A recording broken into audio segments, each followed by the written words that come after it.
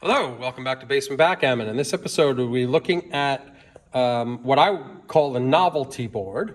It is not a real backgammon board per se. It is actually a breakfast tray. So you can see it's got a cutout here and here where you would hold on to it with your hands and you'd bring somebody, let's say, breakfast in bed or something to that effect. However, somebody's decided, oh, wouldn't it be cute to put a backgammon board on the bottom of it? And not only did they do that, they sewed in these points poorly. They also have a cup. Only one cup came with this. This was gifted to me by a member of the club, kind of as a fun gift. It's actually, the cup isn't terrible. It's got like 2 layers inside. You can see 2 layers stitched in. Not bad. It's pretty good. It's a decent quality cup. Then they have these comically oversized dice, much bigger than regular dice, probably an inch in that range. And then these terrible backgammon chips is the best way to call them. Very thin pieces of wood, and for some reason, there's only 12 of each color. Now, I don't know if that's because the person who gave it to me lost the other 3 of each color, the other 6.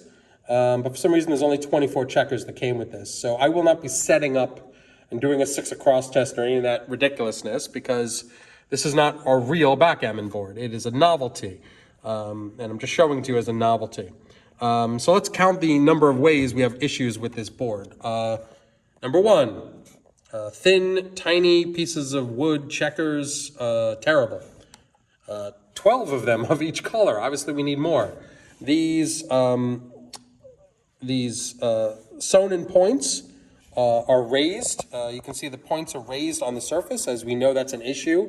You can't slide checkers because when you hit the point, you see, you can't go past it because it's raised, and that'll damage the point over time. Also, they seem to be a little warped. They're not all straight. Maybe they look a little straight on camera, but they're a little wonky. Yeah, this one you can see is a little wonky, for instance. So whoever did this machining did it very poorly. The bottom is faux leather, and the bar is not raised, which I imagine would be proper for a breakfast tray. You wouldn't want a big raised bar in the middle of a breakfast tray, although maybe to sort of separate one compartment for another, maybe. But, and maybe that would have been a good excuse to do it, but clearly the person who put this together didn't know much about backgammon. They gave us these comically oversized dice, which are almost too big for the cup. Not too bad, but the cup really is the best part of this. I think the best part about this board is probably the novelty of maybe somebody will deliver you breakfast in bed with the board, but, oh, I'm sorry, the points are not spread out evenly across the quadrant. Another issue. So a lot of real issues with this board. We're never going to be using this. This was really given as a gag gift by a member of the club, and we thank him for it because any gift to the club is appreciated. Maybe I'll try to find checkers that may fit this. Maybe 1 1/4 inch checkers might fit across here. But I would really have to be scraping the bottom of the barrel to take this out to actually play a backgammon game. Although, having said that, one of the things I love about backgammon, I've said this before, is that I really do believe you can play the game on anything. You can play the game on a piece of dirt where you're scratching the points into the dirt and use stones for the checkers. You can play it on anything, and it's one of the things I love about it. It's a very democratizing game. You don't need really special equipment.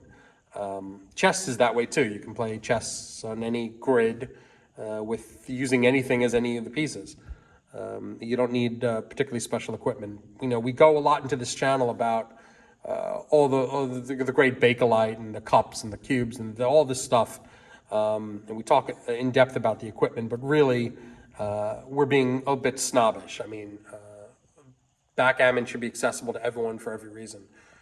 But if you have a choice, don't buy a breakfast tray in order to play backgammon.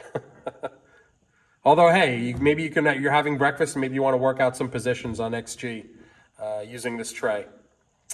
Who knows? Anyway, I hope you enjoyed this. I don't know where this came from. Could be Pottery Barn or one of those sort of retailers. Not 100% sure.